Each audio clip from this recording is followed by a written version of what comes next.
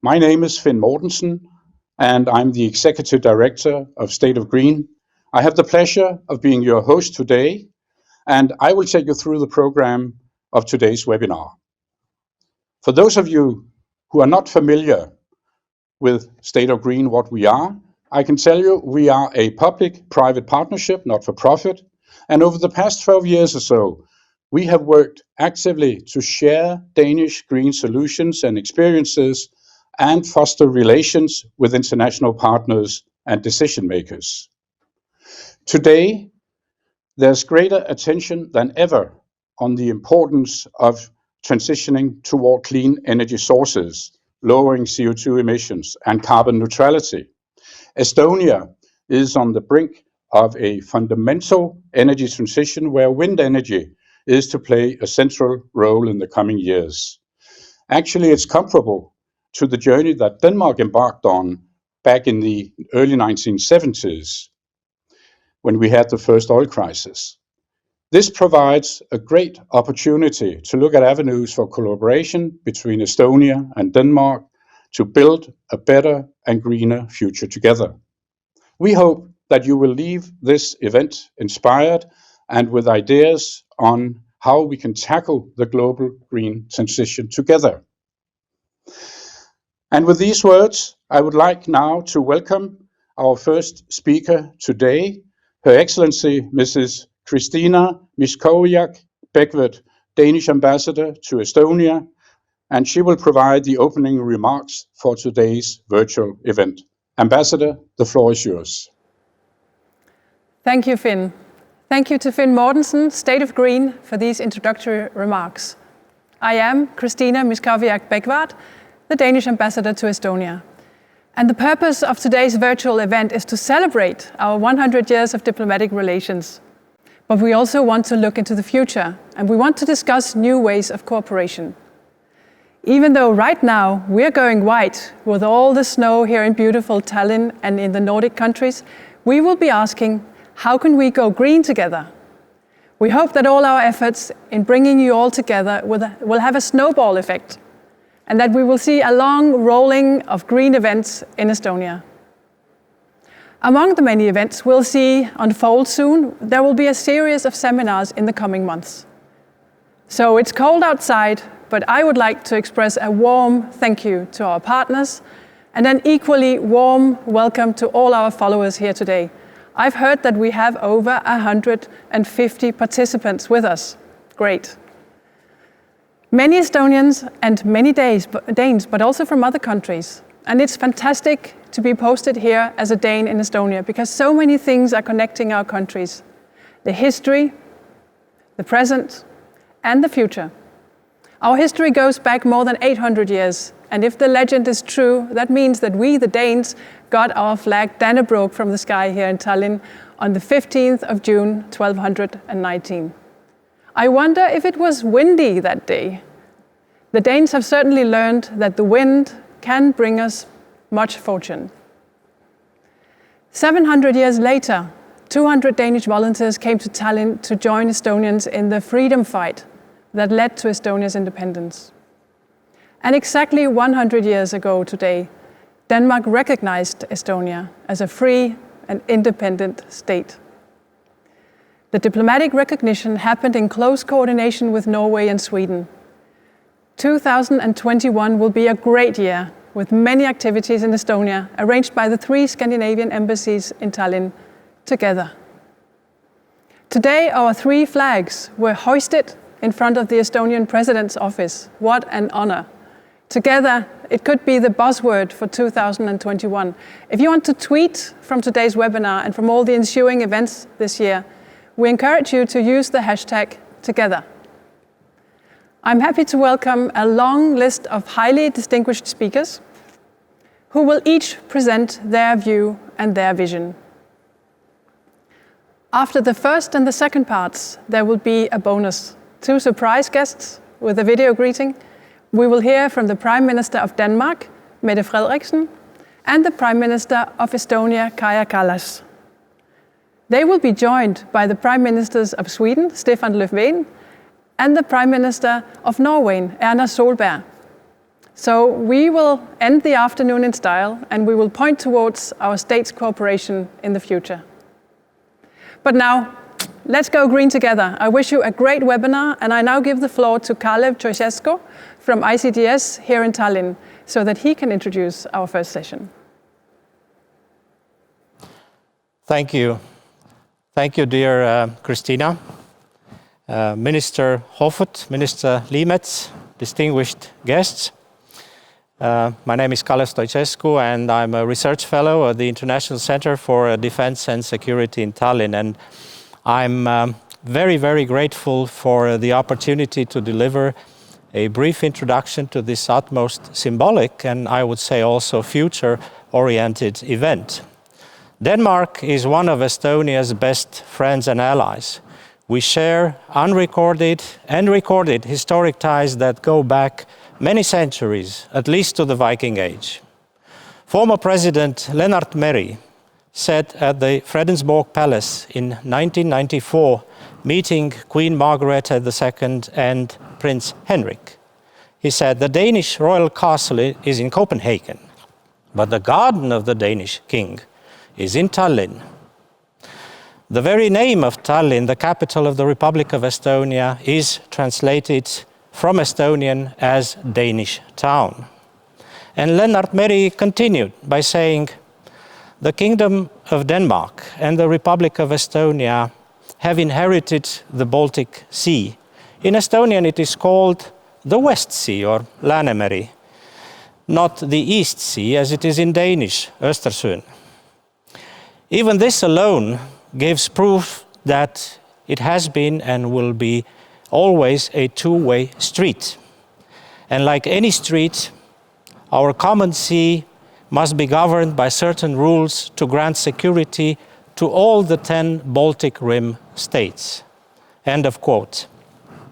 I would add that Denmark certainly played a crucial role in shaping Estonia's historic and cultural ties to Scandinavia and the rest of Europe from the early arrival of Western conquerors and Christianizers to Estonia's struggle for defending its statehood in the aftermath of the Great War in 1919, as Christina rightly pointed out. But Danish solidarity was demonstrated once again with the deployment of troops to Estonia in 2018 and again in 2020. I hope that Danish contingents would be deployed again also next year. The security of our countries as members of the North Atlantic Alliance and the European Union is indivisible. The commander of the Danish contingent in NATO's UK-led Enhanced Forward Presence battle group in the city of Tapa told me 3 years ago that it is natural that Denmark contributes to deterrence and defense in the eastern flank of the alliance here in Estonia because Denmark's own defense starts here. On this note, I pass the floor to the Foreign Minister of Denmark, Mr. Jeppe Kofod. Minister, you have the floor. Thank you so much, and I hope you hear me clearly. Yes, we do. Good, thank you. Today is an important day for our two countries. Exactly 100 years ago, our diplomatic relations were established on the 5th of February 1921, not long after Estonia's independence. And later this year, we are celebrating our 30 years anniversary of the restoration of our diplomatic relations. Denmark was among the first to resume official contacts with Estonia in 1991. For this, I am very proud. For me personally, Estonia, the Estonian fight for freedom shaped me as a person and as a politician. This was not least due to an Estonian student named Korv, whom I met in 1992 when I myself was at high school and I was a high school student. As some of you might know, I grew up in the island of Bornholm, a Danish island in the middle of the Baltic Sea. And as a young high school student, I attended the first Baltic Sea Camp, a meeting for students from islands of the Baltic Sea. This was where I met Nemekov. At this time, I was very passionate about the environmental issues in the Baltic Sea, as my friend and family had felt the consequences of overfishing and environmental degradation. But Nemekov said something that puts things into perspective for me. And in essence, he said, "How can you talk? How can you talk of all your little problems when the Red Army is still occupying the streets of Tallinn, Riga, and Vilnius? Why is that you are free countries and we are not?" This affected me deeply. There were young people like me living only a few hundred kilometers away, from whom freedom was not given. For this first time, I myself clearly felt the responsibility of fighting for a different and a more just world, also in my neighborhood. This became a turning point for me and laid the foundation for my political interest in foreign policy and my future political career. Therefore, I'm proud that Denmark was an active supporter of Estonian independence. And I'm proud of the role that Denmark played with regard to Estonia's integration into the international community, not least when Estonia became member of the NATO and EU. Over the past 30 years, Estonia has undergone an impressive development into a strong democracy, a vibrant and digitalized economy, and a trusted international partner. 30 years ago, the Nordics were role models for Baltics. Today, the Baltics, and not least Estonia, themselves. We should now build on this by working together to defend and promote our common values in the European Union, and by pushing for positive democratic change within our neighborhood. We will, for instance, continue our strong support and stand in solidarity with the people of Belarus who fight for democracy and freedom. For Estonia and Denmark alike, preserving security and stability in our region is a shared ambition. I deeply regret recent developments where Russian military activities caused rising tensions in our neighborhood. Only 5 years ago, in Ukraine, Russia showed willingness to move established borders in Europe through brute force. We cannot allow Russia, even for 1 second, to doubt our willingness to defend our allies and our values. Denmark is determined to stand by Estonia. Your security is our security. That is why we contribute to NATO's enhanced forward presence. And last month, 200 Danish soldiers returned from Tapa. We truly hope we will be back next year and expect to consult with our Danish parliament soon on this matter. This is also the reason why we have contributed 7 times since 2004 to NATO's air policing in the Baltics. We plan for a new development by the end of this year. And it is a reason why we have established the multinational division headquarters in Adasi together with the NATO allies. Another future challenge where I strongly believe we should increase our cooperation is climate. Though we are small countries, we can make a big difference and changes. An example is the recent EU adoption of ambitious Council conclusions on climate and energy diplomacy in the Foreign Affairs Council. Estonia and Denmark work together with other countries to ensure that the EU takes a leading role in, for example, promoting worldwide phase-out of coal in energy production. In the Council, we also agree that the transition from coal to clean energy should be fair. It must leave no one behind. The economic recovery after COVID-19 will be a major joint challenge in the time to come. The recovery plan for Europe includes measures to ensure that the EU is built back better and greener. Denmark has a long history of green energy transition. We are ready to share our experience, solutions, and know-how to sustain the continued green transition in Estonia. and I'm sure you will hear much more about that later today. 100 years ago, Denmark was among the first to establish diplomatic relations with Estonia. 30 years ago, we were, once again, among the first to re-establish diplomatic relations. Today, and in the future, Denmark will stand by Estonia as a close partner, as an ally, and as a friend. I wish you all a fruitful seminar. Thank you so much.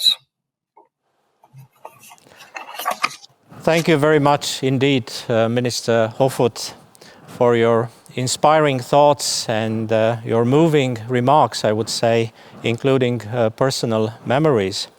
And you're absolutely right.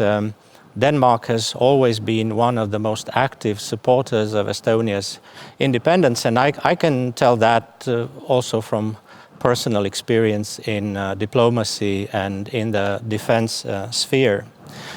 But now I would like to offer the floor to Estonia's Minister of Foreign Affairs, Ms. Eva-Maria Liimets. The floor is yours. Dear ministers, ambassadors, friends, dear Jeppe, I'm truly honored to co-host today's seminar dedicated to centenary of Estonian-Danish de jure diplomatic relations. In reality, our common history goes beyond 100 years and even beyond the horizon of written history. We know about it thanks above all to two historians, Paul Johansen, a Dane who was born, worked in Estonia, and Vello Helk, the Danish historian from Estonia. Should one describe our history in two sentences, I think one can say it has been a typical Northern European story, where after about 1,000 years of intensive trade interspersed with devastating wars, it was finally decided that peaceful cooperation was the way forward. So here we stand today, going green together. But first, let us look back to last 100 years. How did we get here?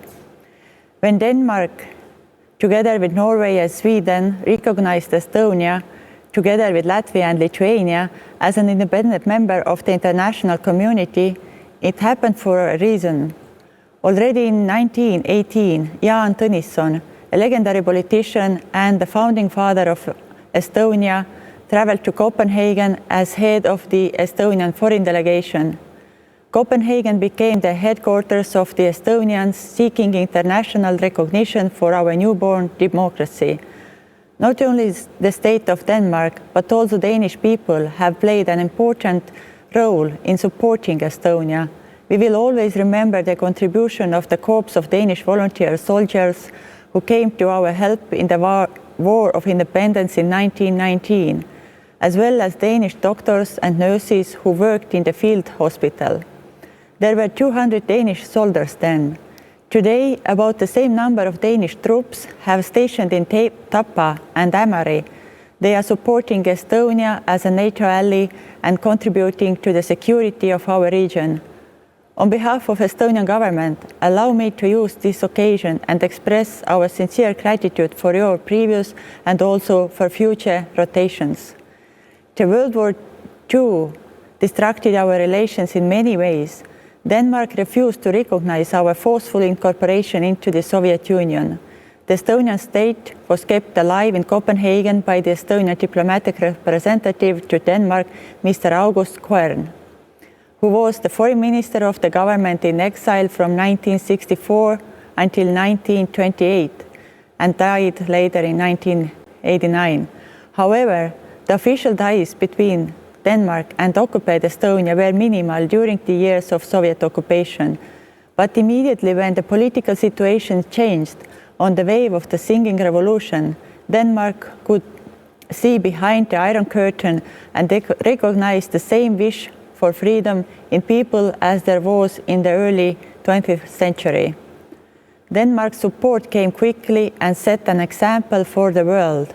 As early as March 1991, Estonia still being occupied, Foreign Minister Uffe Ellemann-Jensen and Lennart Meri signed an agreement to restore diplomatic relations as soon as the situation permits. It happened beyond any hopes already in August 1991. Even Denmark left the honor of being the first one to sign to Iceland, there is no doubt that one of the masterminds and the driving force of bringing Estonia back to the international arena was Denmark, with its Foreign Minister Uffe Ellemann-Jensen. His legacy, Council of the Baltic Sea, is still around and plays its role in regional politics. Danish support was not only political. Bilateral aid to Estonia from before Estonia's accession to the European Union amounts to 147 million euros. It's extremely appropriate to mention today that much of it went to environmental programs, including power engineering, implementation of Baltic Agenda 21. All in all, the modern, liberal and open Estonia we know today was only possible to build up with the support of our Nordic neighbors, including Denmark. Dear friends, today we continue to enjoy excellent bilateral relations. We are like-minded partners on many crucial issues in regional and international organizations. Security in the region and worldwide has been one of the main focus of our cooperation.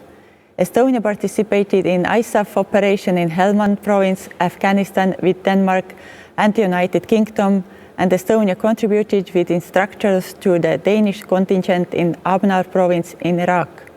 The Danish Air Force was the first to carry out the air policing mission from Amari Air Base in 2014. So much for the history for today, but what about the future? We have already decided in the EU that our common future must be sustainable. We have set ourselves strict but fair, measurable and realistic targets. We need to go green globally. And who else than the EU can lead the way, as in so many other socio-economic issues? I will venture a step further and ask who else than the Nordic-Baltic region, still economically divergent but like-minded in the innovative spirit, can set an excellent example of the transition in the EU. Let's discuss the possibilities today. The only sustainable approach to recovery after the COVID crisis is green recovery. We have the guidelines of the Green Deal, we have the money from MFF and RRF. Do we also have the ideas? Sky is the limit here, and we are going to explore further, but I dare to say that some of the promising paths forward have already been identified. Estonia and Denmark, as like-minded countries, are well placed to promote also regional cooperation on our journey towards climate neutrality. An idea has crystallized in the form of a joint network of offshore wind parks in the Baltic Sea. We will hear more about this later on.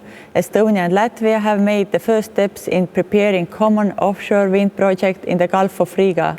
Those bilateral pilot projects are stepping stones in the process. We see also ongoing regional energy cooperation projects also as vehicles of energy security. Much has already been done to lessen our energy dependencies, be it synchronizing of the electricity markets or a single gas market in the region. Renewables will further increase our security of supply. Interconnections in the EU will in the end lead to Baltic wind power on the German market or solar energy from the Mediterranean on our market.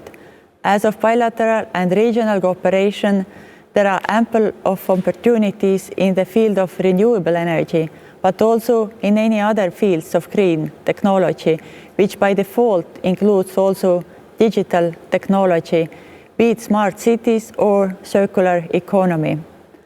Our representative business communities have a lot to gain from enhanced cooperation. The EU is getting its act together also in climate and energy diplomacy, a road which Denmark learned to navigate as a pioneer. No wonder Secretary Kerry answered your call, Jeppe, to meet with the EU foreign ministers during his first days in the office. Estonia is willing to learn from you and support where we can. We are grateful for the Danish initiative on the gradual phasing out of coal globally and have joined your call for action. Yet another example of the need for cooperation is the extremely vulnerable region of the Arctic, especially in the context of Estonia's observer aspirations in the Arctic Council. If COVID crisis enables more attention to sustainable development and green energy globally, it is also good for the Arctic. Turning back to the festive occasion today, centenary of our relations, I wish us all many happy years of constructive endeavors driven by the green agenda. As the festivities are taking place not only in Tallinn but also in Copenhagen throughout this year, I am looking forward to continue our discussions on the future cooperation. Thank you and have a very interesting seminar of today. Thank you, Minister Liimets, for your thorough presentation, and I'm very grateful to both Ministers of Foreign Affairs for their keynote addresses in which they clearly outlined the importance and the potential of relations between Estonia and Denmark. But before returning the floor to Finn Mortensen, on a different note, I would like to recall what a Swedish friend of mine who moved to Copenhagen once told me. He said that the Danes are Scandinavia's Italians. They are happy and they smile. And I found those words so true, to be frank, and not at all a cliche. But now, on another different note, I would like to add from my own experience that I learned something from Denmark a few years ago. When I visited the Danish Ministry of Foreign Affairs, preparing together with a colleague a report on how to improve and to strengthen Estonia's own foreign service. I learned that the main task of the Danish Foreign Service is to support the country's economic, that is, trade and business interests. I believe that the second part of today's event clearly illustrates this very wise approach. So our future is green. Let's go green together. The floor is yours, Finn. Thank you very much, Kalev, for these introductory remarks to me, and I fully agree. Let's go green together. For the next section of today's program, we will look at the common green visions of our two nations and also look at future opportunities for collaboration in the green energy transition. First of all, our first speaker is His Excellency, Mr. Taavi Aas, Minister of Economy of Estonia, who will tell us about Estonia's plan for the country's green transition. Minister, the floor is yours. Dear Ministers, ladies and gentlemen, good afternoon. First of all, let me congratulate Denmark and Estonia for its 100 years diplomatic relationship. But as we all know, the ties of our small countries are much more historic and symbolic. As a former mayor of Tallinn, I am especially proud that we provided assistance already more than 800 years ago in choosing such a nice flag for your country. Choice well made. Congrats.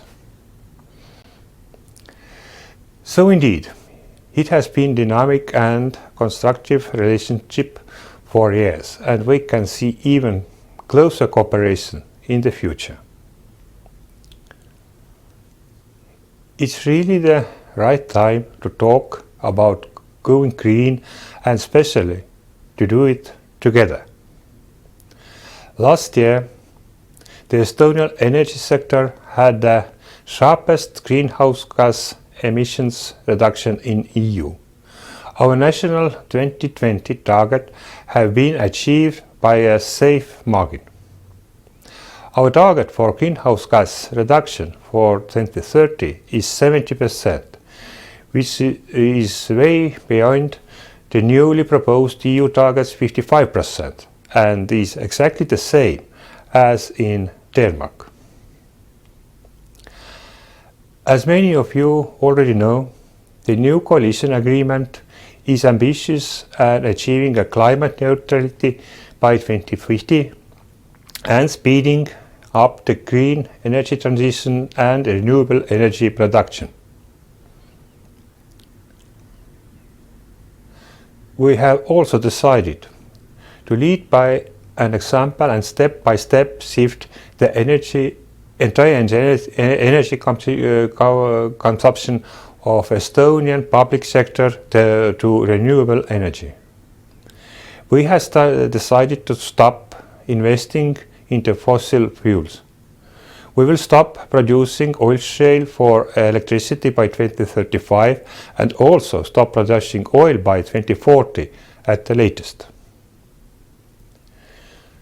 Now, when the vision is set, we have to prepare a roadmap and start its implementation.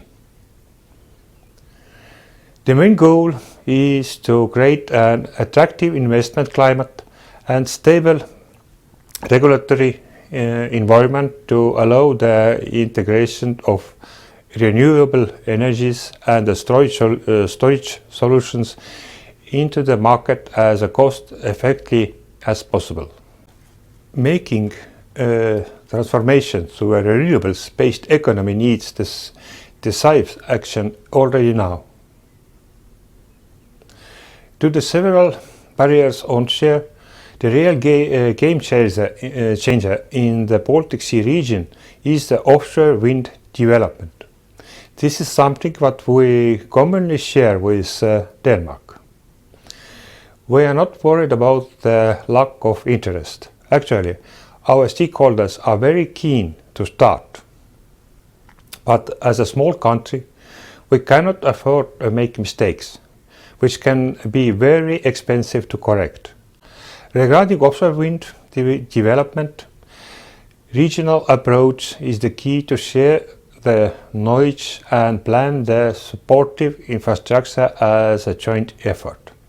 We, Estonia, shouldn't waste the time and money trying to solve everything in our own.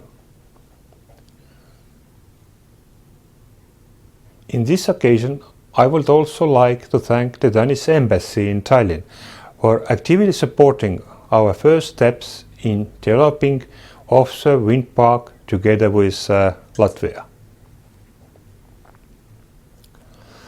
I also have to stress the issue of bioenergy. Bioenergy makes the biggest contribution in the EU's renewable energy with the share of 60%. In Estonia, the share is more than 80%. We have a long tradition in a place to grow and also manage our forests sustainably. Low quality biomass that cannot be used for other purposes is a valuable source of energy production, especially in heating sector. So, biomass will play an important role also in achieving our renewable energy target for 2030. We shouldn't create unnecessary uncertainties for this sector. We also have started to prepare our gas system for a climate-neutral future to preserve this diversified mix of energy sources. Decarbonizing the gas network with the green gases such as biomethane is already a proven pathway. Hydrogen and synthetic gases seem to have a good potential in the future, for example in transport and industry sectors. But first, we have to do our homework, analyze the potential from production and distribution to the end use. This is exactly that Estonia is doing at the moment to find out the costs and benefits of deploying hydrogen. I appreciate the strong industry support to tackling this issue and the voluntary initiative and action on the ground that is already there. Ladies and gentlemen, I will end my speech here by thanking you all and wish us all wise decisions to make the green transition fair and successful for all. I am looking forward to continue working with you facing the road towards a more sustainable energy system. Let's make the most of it. Thank you.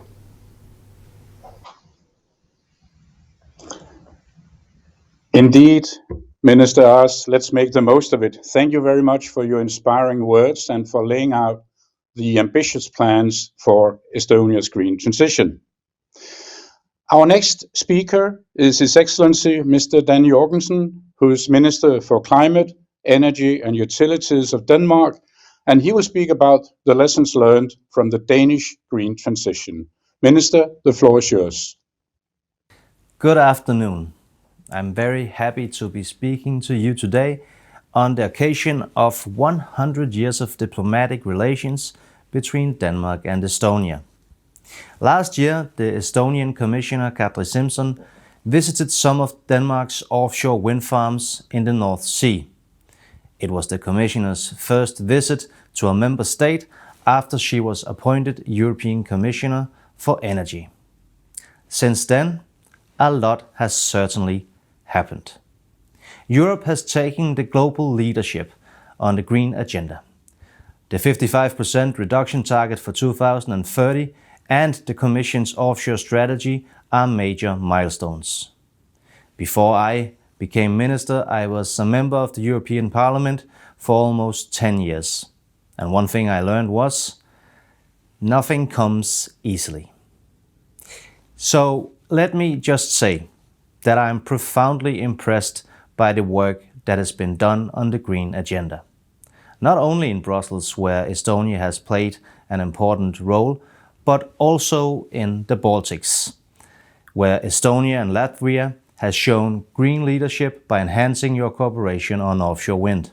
Estonia and Denmark are small countries, but we can play a big role in the fight against climate change and as champions of offshore wind.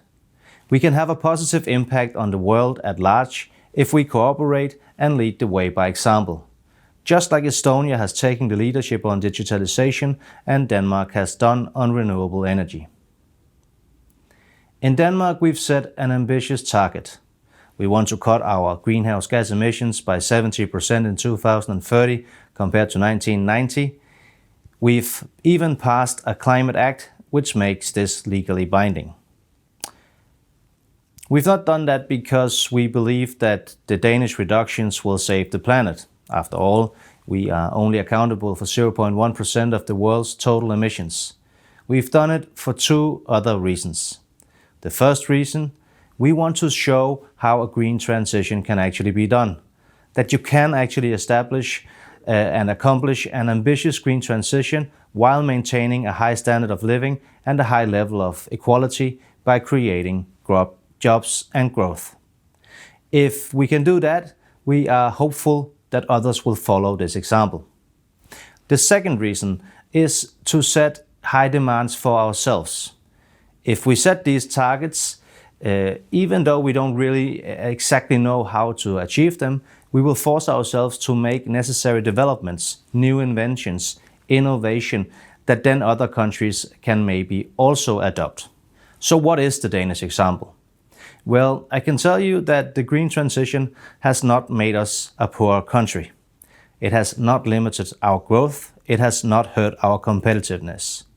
On the contrary, since the 1990s, we've reduced our CO2 emissions by 32%, while our economy has grown by 60%. In addition, more than 30,000 people work in the wind turbine industry today. When we commissioned our first offshore wind farm in 1991, it was not a particularly cost-effective decision. It had 11 wind turbines and a total capacity of 5 megawatts, just enough to provide green energy to 2,200 households. Back then, economists shook their heads. Offshore wind was too expensive. It would never become competitive, some of them said. But we kept investing in it, just as we've done since the 1970s. Now, offshore wind is often cheaper than coal and nuclear power plants, and prices are set to drop even further, while fossil fuels costs will increase. That is truly a tipping point in the green transition. Today, more than 72% of the electricity used in Denmark comes from renewables. In 2027, we will reach 100%. That's great, but it's far from enough. The Commission's offshore strategy concludes that by 2030, the European Union needs 60 gigawatt offshore wind capacity. This is a five-fold increase in just 10 years. And by 2050, we need 300 gigawatts offshore wind capacity in order to deliver on our goals of climate neutrality by 2050 at the latest. This means we have to expand our offshore wind capacity, especially in the Baltic Sea and the North Sea, where conditions are particularly good. But that's not all. We need a completely new approach to renewable energy in Europe, an approach based on collaboration. That's why Denmark will establish the world's first offshore energy hubs, one island in the North Sea and one in the Baltic Sea. Together, they will have a capacity of 5 gigawatts, which can be expanded to 12 gigawatts at a later stage. And while our country is short on mountains, it is telling that the turbines will be some of the highest points in Denmark. The special thing about these energy hubs is that they can connect to both Danish and other European shores, and potentially to other energy hubs established by other countries. This is a fundamental shift in the way we build offshore wind. Instead of a national approach based on regular offshore wind farms sending electricity home to domestic shores, we want to go beyond national borders. This will allow us to share our green energy resources and thereby help reduce CO2 emissions across Europe. Today, Europe is at a crossroad. In order for us to take the next step in solving the climate crisis, we have to transcend the borders of our nation states and work more closely together. We need more renewable energy, we need power to X on an industrial scale, we need infrastructure and demand for hydrogen and e-fuels in the market, and none of this can be achieved by any country alone. It can only be done if we join forces and collaborate. Not least, we can learn from each other. Therefore, I hope I will get an opportunity to look at wind turbines with Kadri Simpson or some of you present today, but next time maybe not in Denmark, maybe in Estonia. Thank you.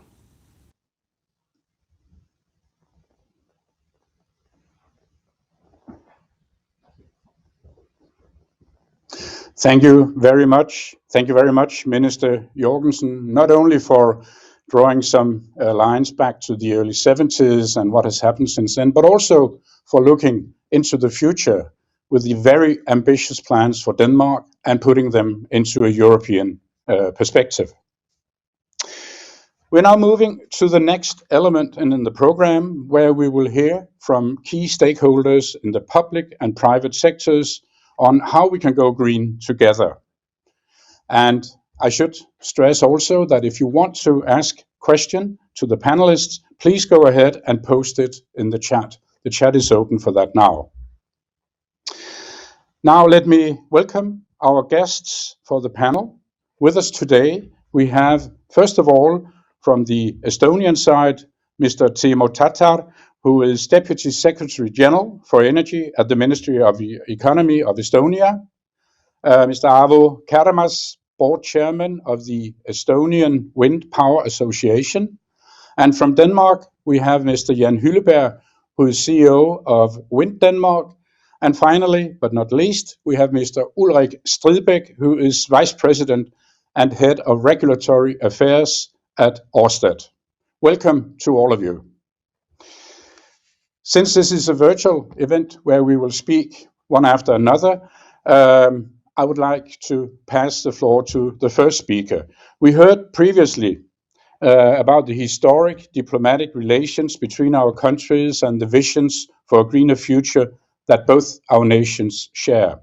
This is the point of departure for our discussion today, and let me ask, I would like to open the debate by inviting, first of all, Mr. Timo Tatar. And if we start out with you, in your perspective, in which areas of the renewable sector do you see the best opportunities for collaboration between Denmark and Estonia, and why? The floor is yours. You have approximately 5 minutes. Please go ahead. Hello, everyone. It is really nice to be here to celebrate together this historical day, which we shared together. Indeed, as we heard today, we are not only sharing a common past together, which goes more than 800 years past, but indeed we are also sharing more and more together the common future. As Minister of Economic Affairs and Communication from Estonia said, indeed the future for Denmark, for Estonia, and hopefully for the whole Europe looks very much similar. So we are sharing a common ambition by 2030, also by 2050. So we are working every day hard to achieve a ambition of reducing greenhouse gases by 70% by 2030, and actively looking also beyond to 2050 to achieve a climate neutrality. And I can say that to introduce a change, you need a lot of different preconditions. You need to have a common vision. You have to have a public support for the change. You have to have a political leadership to guide the way. You have to have a availability of suitable technologies. And of course, you have to have a smart regulative framework to incentivize new investments. And I'm really glad to say that, at least for me, it seems that never before has all those important preconditions been aligned so well for Estonia, and it seems also for the whole Europe. So there is really less and less excuses why not to go greener, go greener together. We have clearly a common vision in place. We have more and more public support also from the grassroots movement. There is a strong and clear political message from the new government of Estonia that there is a wish to introduce changes in our energy landscape and economy in a wider scale, to introduce a green transition. There is available technologies for the renewables, be it wind, onshore or offshore, be it biomass. And we are working in the ministry day by day that we would also have a smart regulative framework to allow introduce those changes. So for Estonia, definitely the formula for going green together is more wind both onshore and offshore.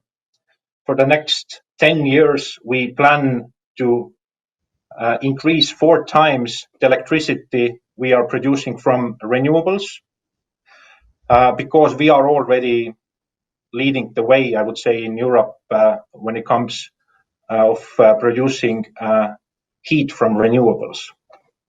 And I'm really glad that the plan how we are going to increase the share of renewables in electricity is very similar with Denmark. So we share the vision of wind. We share the vision of how wind should be harvested and developed in offshore.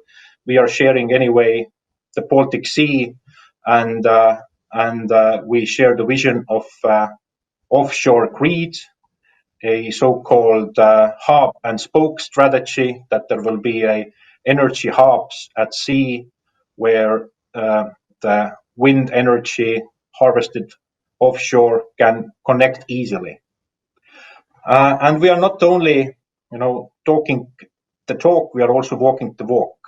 The great example here is an initiative which we have set up by our good neighbor Latvia to create a sort of a pilot project in our corner of Baltic Sea, where really a jointly developed offshore wind area is connected with interconnection, joining both Estonia and Latvia together. So we really think that this smart way how to plan energy infrastructure is the way forward. This is how you can get your costs down. This is how you can make the green transition more affordable. And well, this Estonian Latvian offshore project or hybrid project is for us only the first step. So this is a small piece of puzzle from the bigger picture, which is a offshore grid connecting the whole Baltic Sea. So this is the way forward. But of course, the offshore is something which we are working every day, but the results we will see only after 10 years. The next 10 years still is for us the renewable energy from onshore mainly. This is where we are seeing that the technologies have become affordable. This is where we can see that we can already see a market parity when it comes to renewable electricity. So less support and more market-based incentives. In a nutshell, this is the way forward. I'm really glad that the political support for introducing those changes are there. They are more stronger than ever. For the first time, our government spell out loud when they are going to phase out oil shale electricity generation. This is 2035. And maybe more importantly, the new government also announced a date when they see that Estonian economy is fit to phase out producing oil from oil shale. So this is 2040. I guess the phasing out electricity deadline is quite common nowadays already in Europe when it comes phasing out electricity from fossil fuels. But I'm really glad to see that the Estonian government this time really set a bar higher and also announced a date when we see that we are fit also to phase out producing oil. Obviously, we are not there yet. This is 20 years time or 15 years time when it comes to renewable electricity, but we all know that the timer has now started and we really have to get out of the comfort zone and make this green transition together. Today, we already learned a lot that our history has many crossings, and I can say that this proves a proverb that friend in need is a friend indeed, and I can really say that I'm really confident that the future really proves this proverb to be right many times again. There are definitely things which we can learn from you guys in Denmark. Hopefully there are more and more things where we can set an example and you can follow them. And we are definitely on board to go this green transition together and achieve the common targets even sooner than expected. Thank you. Thank you very much, Timo Tata, Deputy Secretary General for Energy at the Ministry, and especially thank you also for pointing out the importance of political support for this transition. Now we move to the next Estonian speaker, Mr. Aavo Kärmas, who is board chairman of the Estonian Wind Power Association. And Mr. Kärmas, I would like to point the next question to you. The latest figures on the installed capacity of wind power in Estonia is just over 300 megawatt, as far as I could see. Now, in your opinion, what would it take to accelerate the development of wind power in Estonia? And could you also point to areas where you see Denmark being able to assist? Mr. Karamas, the floor is yours. Yeah, thank you very much. Good afternoon, ladies and gentlemen. First of all, I'd like to thank you all the organizers to give me an opportunity to speak here and to be with you here today. Yes, you're absolutely right that the total installed capacity currently is slightly over 300 megawatts of wind in Estonia, and it's all onshore wind. And if we look our national climate targets 2030, we see that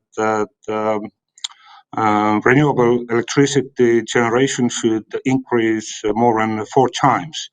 And it is said that most of generation should come from wind, both onshore and offshore.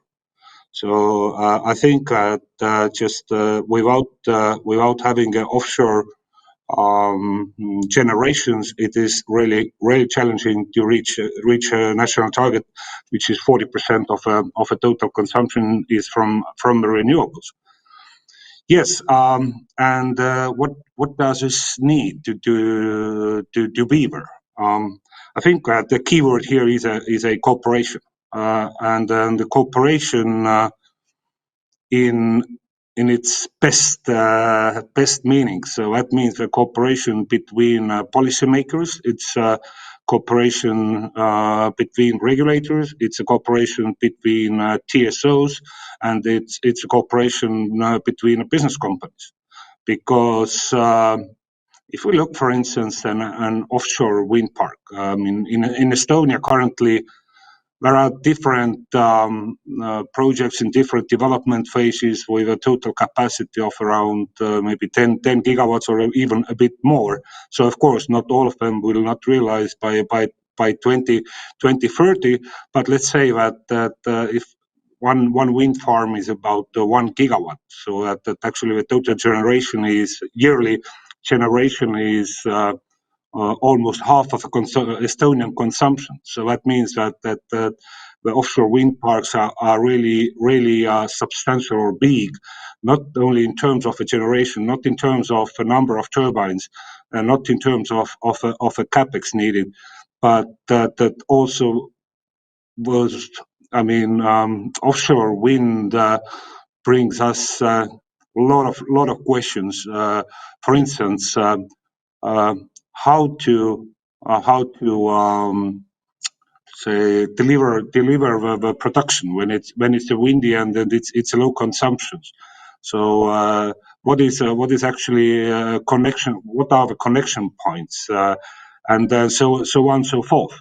So yes, coming back to your questions, that what does what it would need to develop wind in Estonia? Yes, once again, it's a cooperation, but as I said, it's cooperation between different stakeholders, and the question here is that the success of a cooperation is that all our plans between different stakeholders are aligned, so that everybody knows that what needs to be done and when it needs to be done. So I think that in Estonia, the question is not that are the wind parks coming, but rather than when they are coming, because Estonia has a lot of unused potential for onshore and offshore wind. And I think that Denmark is certainly one of role models for Estonians to learn that how successful you have been in terms of developing wind in Denmark, and certainly there are many things we can learn from you, but also to use your experience and to cooperate together also in Estonia. So that this is also another good example. Saying that the cooperation is a key word here. So thanks very much. Thank you very much, Avo Karamas, and good to hear that you see the potential for cooperation as well. Now let's move to Denmark now, and we will move to the Estonian Wind Power Association's sister organization in Denmark, namely Wind Denmark, where we have the CEO, Jan Serup Hylleberg, on board. Jan, based on your experience, heading the Danish Wind Power Association with Denmark for more than 12 years. I would be interested to hear some of the key lessons you see from a Danish perspective of relevance for Estonia today, and also what you see as natural areas of collaboration between the countries in the years to come. Jan, please go ahead. Thank you, Finn. And first of all, thank you for inviting me for this fantastic event of today. Looking at the experiences from a Danish perspective, if I should put 3 words on top of it, I think the first most important thing is a political vision. And then it's a question about planning. And then finally, it's a question about dialogue between the different actors across the value chain and between all partners. So if we start with the first one, the political vision, I think in the case of Estonia, we can tick that off. And now is looking into how to do the planning, how to do the grids, how to do especially the maritime part of it, which of course is some of the challenging things in dealing with offshore wind. And then I think the best and most important advice I think I can give in such a situation is please remember dialogue, and the dialogue has to be between the whole value chain. It's between government and industry. It's between government and between industry and TSO. It's between the industry and all the needed authorities. In Denmark, we for several years has worked with the simple one-stop shop approach, which is one way of doing it. But basically, this is illustrating what is the most easy way for dealing with offshore wind, seeing it from a company or industry perspective. So I think these 3 headlines, I think they are the most important ones, kicking off a new market as the offshore wind sector is in Estonia. Political vision, planning, and then dialogue and cooperation across the whole value chain.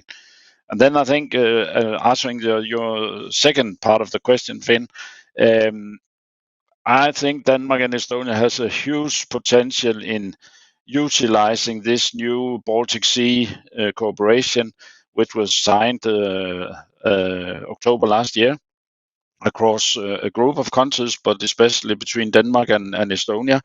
And there we have a huge interest, I think, together to make this cooperation a success, because looking at the offshore potential in the Baltic Sea in the coming years, it's huge. If we look into the European Commission plans, it's up to 90 gigawatts by 2050. So there's a huge potential here. And to unlock all this potential in the Baltic Sea, it's again a question about regional cooperation between governments around the Baltic Sea. And then we have to solve the challenge in the Baltic Sea about the transmission system, the grids connecting the region closer and closer to each other to be able to deliver the huge potential the offshore wind has in the Baltic Sea. So I think for a start, this will be my first answers to your question, Finn. So back to you. Thank you. Thank you very much, Jan Hylleberg. Now let's move on to one of the global commercial companies on this within this field, Ørsted, and I would like to pass the floor to Ulrik Stridbæk, who's Vice President and Head of Regulatory Affairs. And Ulrik, we previously heard that Estonia plans to build the country's first offshore wind farm with an expected capacity of up to 1,000 megawatt and consisting of 160 wind turbines. Now, Ørsted, as a global leading offshore wind developer, what would be your key recommendations for the further development of offshore wind in Estonia? Ulrik, the floor is yours. Thank you very much, and thank you for inviting me to this very important and very collaborative event, a sign of collaboration, I believe. So what will we see, what we will look after as an investor? First of all, I think Estonia got off on a very, very good footing by, as we've heard before, presenting a vision, being the type of member of the European Union that you, as an investor, really trust, following, being able to and willing to follow through and contribute and take responsibility of those commitments that the European Union has made. I think Estonia and Denmark, being small countries, but being equally committed to the higher level European Union commitments, are very, very similar on that note. Secondly, a key word also for us as an industry player is cooperation. We've heard everyone talk about that. I think also here, Estonia and Denmark has that in common, that we are good at cooperating, and one of the reasons why we are that our lives, our well-being depend on it. We are small countries. For us as investor looking into the actual opportunity that has now been presented by the Estonian government, we see this possibility in a few ways. So, first of all, it is, as Jan Hylleberg also presented, it is a part of the adventure and the outlook to develop offshore wind in the Baltic Sea. It is an important piece of that, and it has only just merely begun. This is something that investors will look for, because putting up an operation is a big feat, but seeing the Baltic Sea as an area that begins with Denmark in the west and ends with the Baltic states and Finland in east, I think that it will be an approach taken by many. Here, Estonia,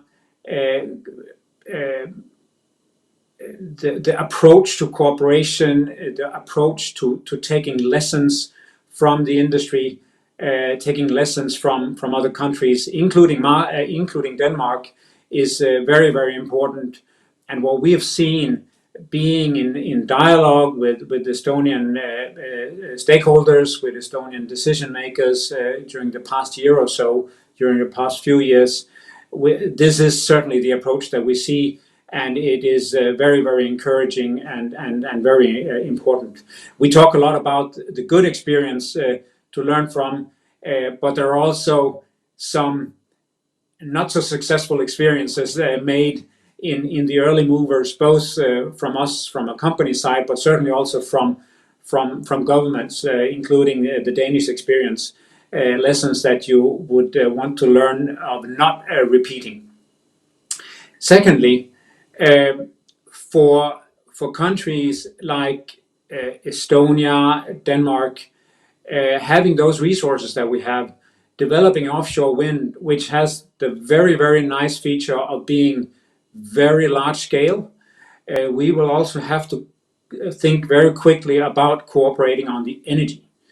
And the fact that Estonia has immediately, as a first step, kicked this off by cooperating with Latvia on the energy is also, in our view, very, very promising, because that allows you to think in the sufficient scale, being able to not only build and develop, but also make sure that you use the energy in the optimal way.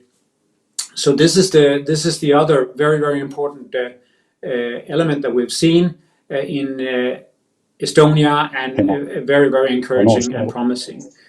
Maybe as a final remark, the big unknown here that everyone talks about is all the electricity consumption which has not materialized yet. A lot of that will go into power to X and hydrogen. So I would also encourage the Estonian government to continue to look to that direction. We've heard the previous speakers talk about that. I think that is very, very promising. To develop that industry in parallel is going to expand the opportunity, the possibilities even further, to the benefit of the Estonian economy and the Estonian green transformation. I think I'll stop there initially, Finn. Thank you. Thank you very much, Ulrik, for giving us this insight into the current situation. Now we move over to questions from the audience. I have one for you already, Mr. Timo Tata, please. It's about the very ambitious EU Recovery Fund. It stands to boost the economic recovery of EU member states in the wake of COVID-19. How much financing does Estonia expect to allocate to climate solutions from this fund? Please.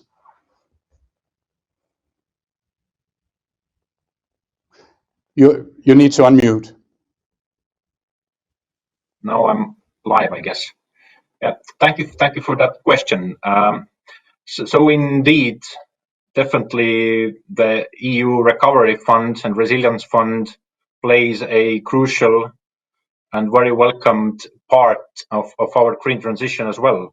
Just to give you an example, of course, the initial plans are not yet finally agreed or negotiated with European Commission, but as the previous speaker mentioned, hydrogen, then we are allocating quite a remarkable amount of resources from that fund to really test out a hydrogen value chain pilot projects in Estonia. We plan to allocate up to 50 million euros from Recovery and Resilience Fund for such projects, really to kick off in Estonia. And by pilot project and value chain projects, I mean the whole change from producing green hydrogen, then storing it, transporting it, and also using it in a final as a final consumer in an appliance, whether it is in transport and industry. This is yet to be seen.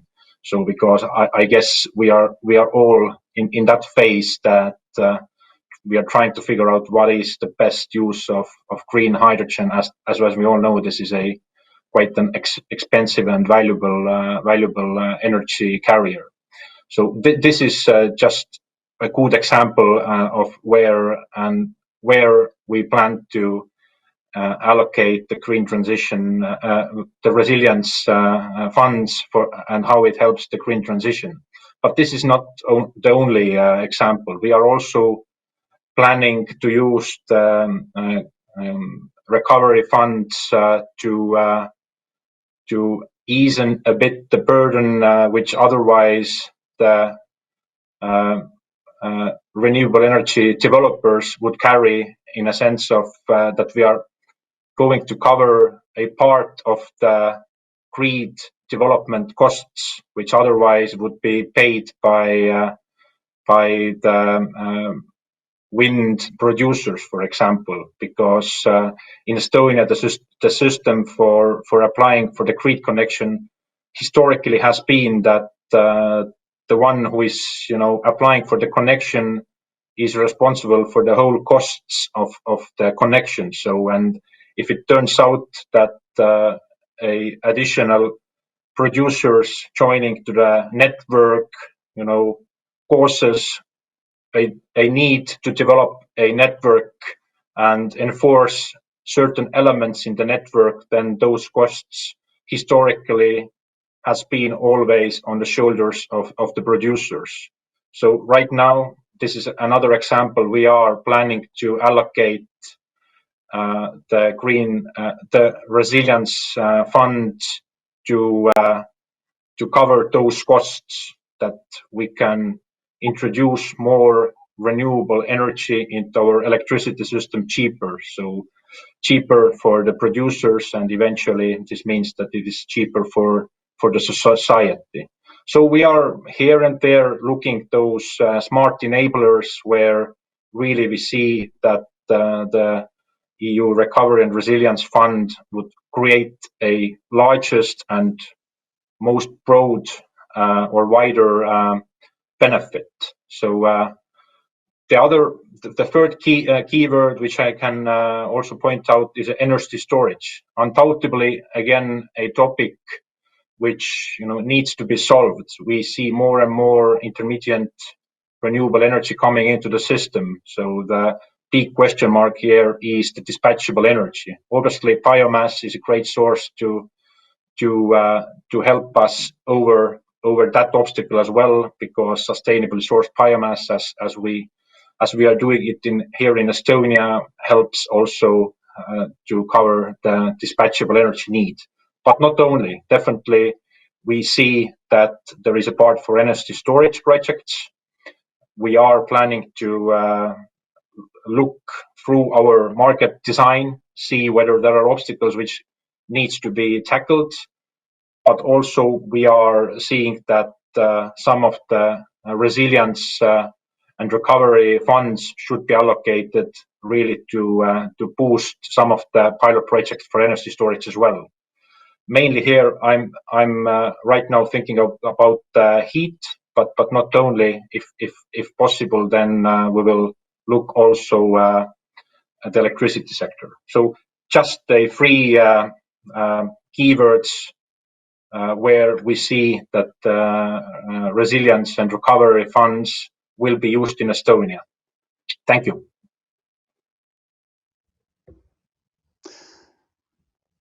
Thank you very much, Timo Tatar, and thank you for elaborating on how the funds will be. You see how the funds will be used. I think it would be fair now to ask Arvo Karamas to join in, and especially the first part of Timo Tatar's answer, I think, must be sweet music to your ears. Could you say a few words about the Estonian Wind Power Association's future role, also in getting these funds moved out into concrete projects? Yes, thank you. Thank you very much. Before answering your question, I also need to disclose that I'm also a CEO of a Enefit Green, a renewable company, a daughter company of Eesti Energia, national utility company, because we also do have 2 offshore wind projects in our portfolio. But yes, I was really happy to hear what Timo Tatar was saying, especially how Estonia is planning to use the EU funds, and especially helping reduce the cost for grid connections, because when we're talking about offshore projects, it's not that the business companies or developing companies are competing to each other. I think that it is also so that different regions, different countries compete to each other, and in order to be competitive, the playing field should be even to everybody. So this is first thing. Happy to hear that.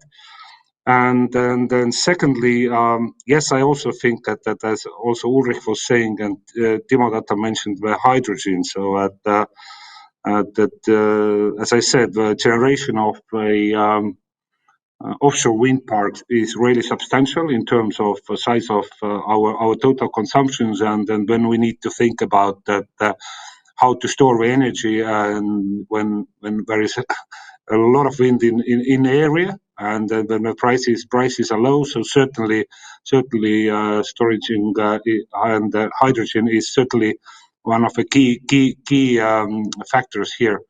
But secondly, what I'd like to mention here, just to bring out as an Enefit Green for a second, that one of the projects we do have in our portfolio is offshore project in a Liivi Gulf area, very close to Latvian sea border. So this has also a great opportunity to develop offshore wind together with Latvian side. and this certainly has a great potential for as a hybrid project to connect two countries. And I think that this kind of hybrid projects also do have a really great possibility to use European funds. So certainly we're looking very closely on that, and think that the Estonian state is in a right track in that respect. So thank you.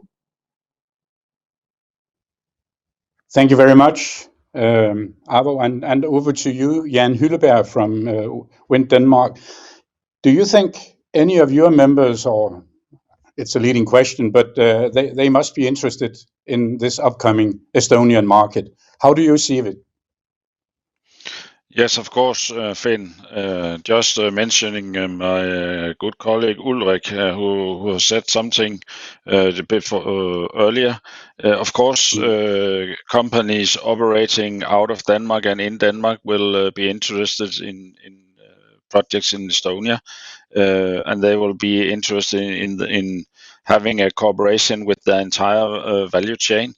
I know that companies already, as Ulrik also mentioned, are in a dialogue with Estonian authorities and partners. So that is a natural part of it. Because what I think is important to remember here being Estonia is that looking at the offshore wind industry as such, and looking at the projects, then when you talk about employment and investments, then it's very important to remember that the offshore park itself is only a part of this, and in average number in Denmark is basically 1/3 of the value seen from an offshore project is the turbines and the park itself. The rest is basically infrastructure and activities at shore. So there's a huge potential in this, and there's a huge potential for cooperation between companies, and I'm very convinced that this will happen in the years to come. Let's move over to Ulrik to take up on this. I mean, Estonia is moving forward now. We have to see the funds coming in coming months and years. What would be your best advice to Timo Tata for when it comes to rolling out wind energy, seen from a commercial point of view?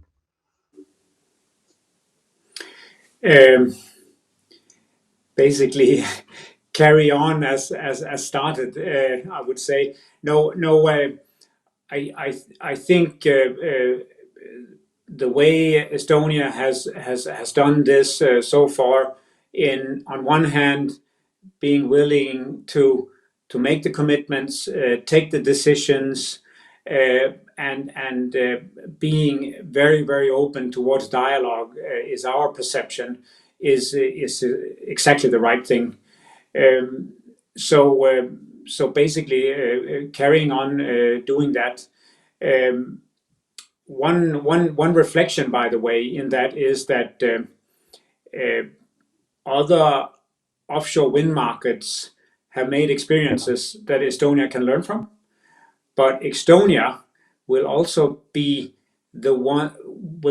presenting first of a kind on an area on a number of issues. One of them is being the first place probably where we really seriously need to deal with ice.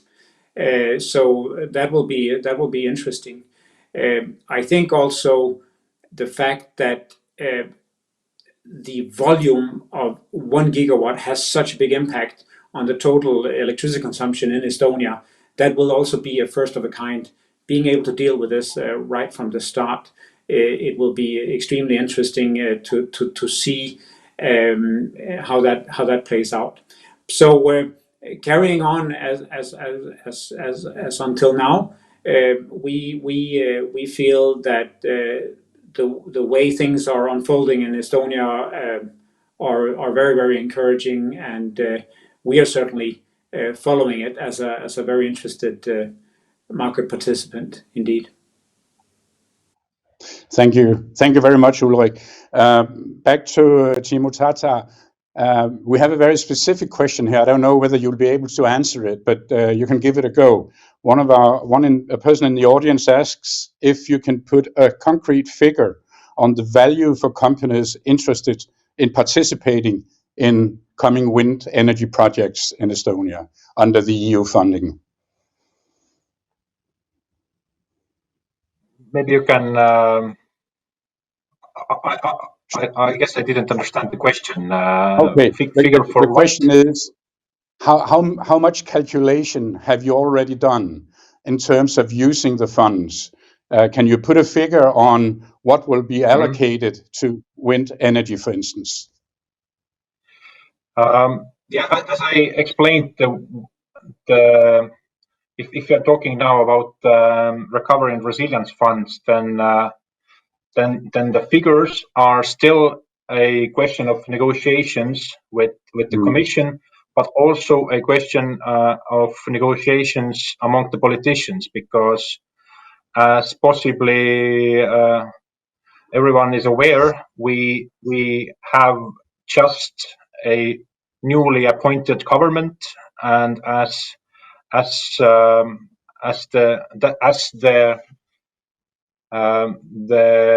concrete plan for the resilience and recovery fund is still somewhat open and the topic of negotiations, then I can't rule out the possibility that the figures and the decisions about the concrete figures will be, reviewed.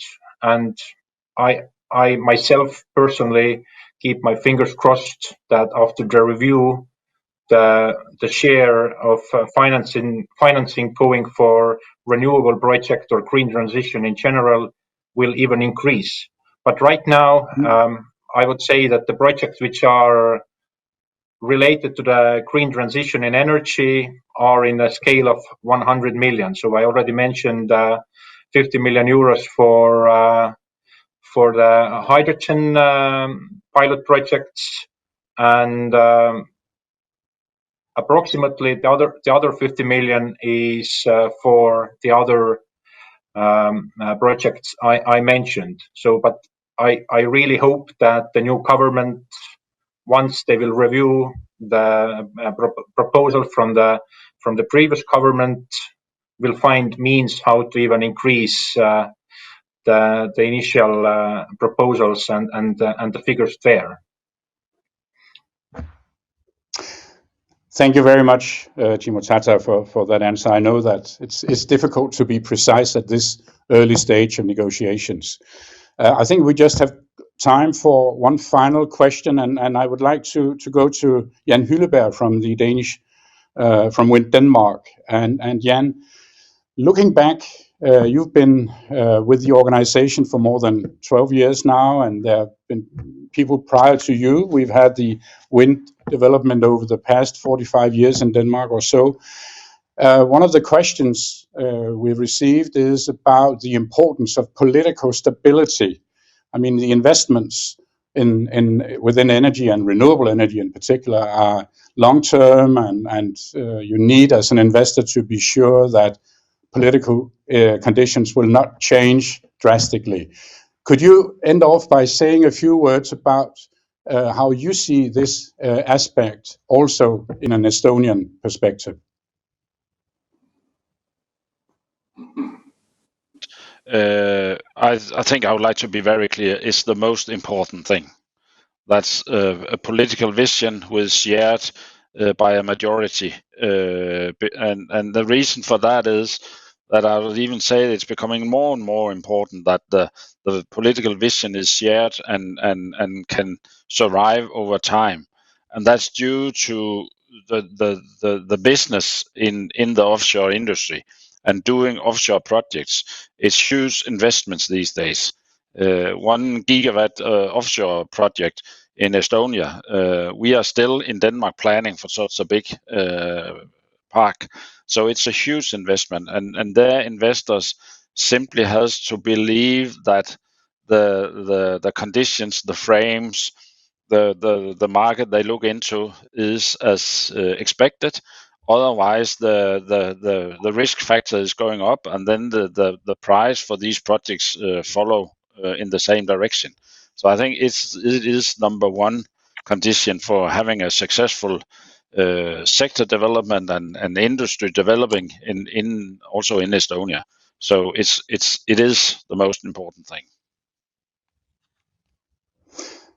Thank you very much, Jan Hylleberg. And as I said, this was the last question for the speakers today. I would like, on behalf of the organizers, to thank all of you, Mr. Timo Tata, Arvo Kermas, Jan Hylleberg, and Ulrik Stridbæk for participating. And I'll raise a virtual hand and thank you for your participation.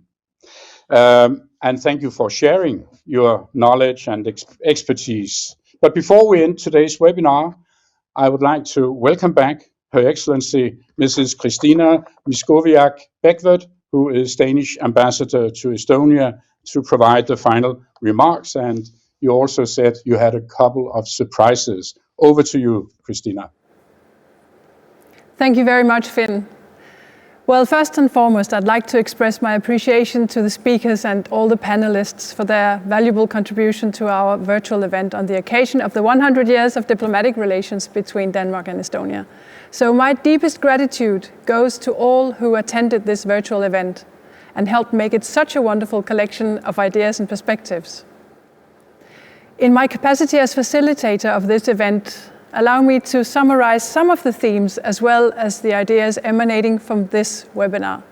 Firstly, I think the webinar has been very effective in meeting its purpose, which is to look into the question whether Denmark and Estonia should develop their cooperation for the future and go green together. And this, I am very happy to say, this was acknowledged and highlighted by all speakers. Estonia's Foreign Minister, Eva-Maria Liimets, said, "Who else than the Nordic region can set an excellent example in the transition in the EU?" Minister for Economy, Taavi Aas, highlighted how ambitious the new Estonian government is when it comes to climate and energy. And he said the game changer is offshore wind energy. And he highlighted that the stakeholders are very keen to start. His Danish colleague, Climate Minister Dan Jørgensen, admitted that becoming green is complicated. Nothing comes easy. We've learned it. He was, however, impressed with the work done not only in Brussels, but also in Denmark and also in Estonia. And he said, we can lead the world by example if we cooperate. And Dan, I think I will take you up on your idea to come and visit Estonia, perhaps with the Estonian EU Commissioner, Kadri Simson. Secondly, following on these themes for discussions, there were a number of important and interesting points raised. I can't mention them all, but one that I really noticed was the sky is the limit. So think big, be passionate and be ambitious. Estonia shares the Baltic Sea with Denmark, and Estonia also shares the wish to reach an offshore grid connecting the whole Baltic Sea.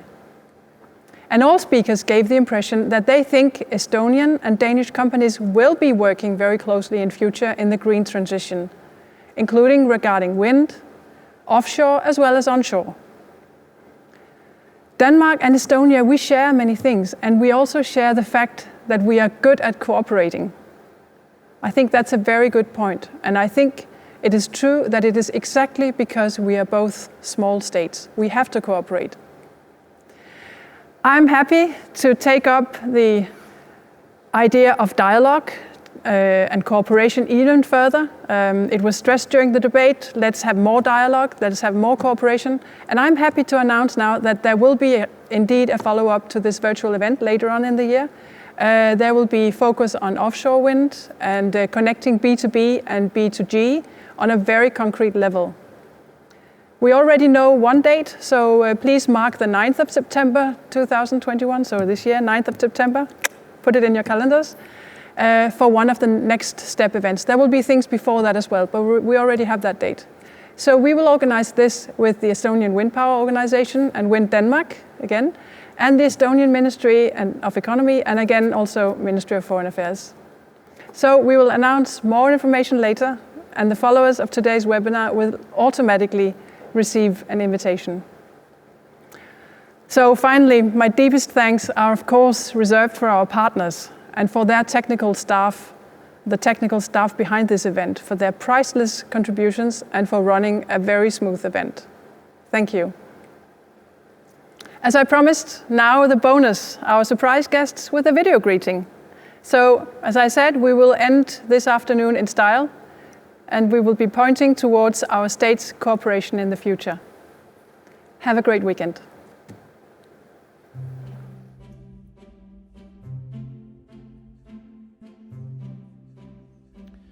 Dear friends, Head Söbra, I'm delighted to share this moment with you, celebrating the establishment of diplomatic relations between Estonia and Sweden 100 years ago. It's an opportunity to mark the long-standing, close and deep relationship between the Nordic and Baltic countries.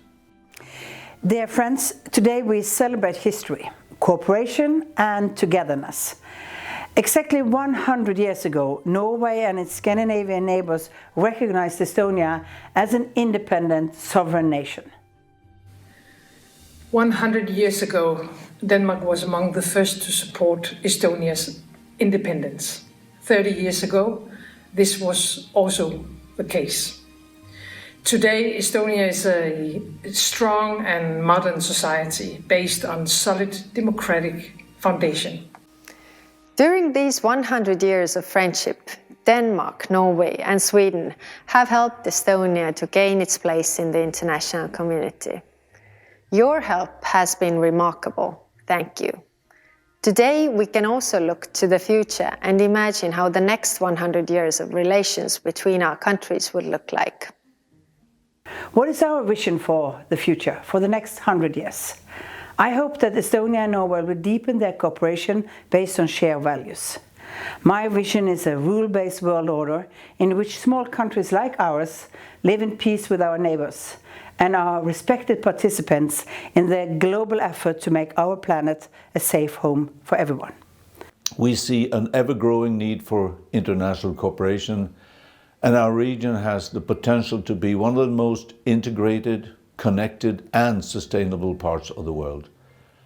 We will work together with Estonia, both bilaterally and within the European Union, in fighting climate change, in developing green and sustainable energy solutions, and in leading the digital transformation.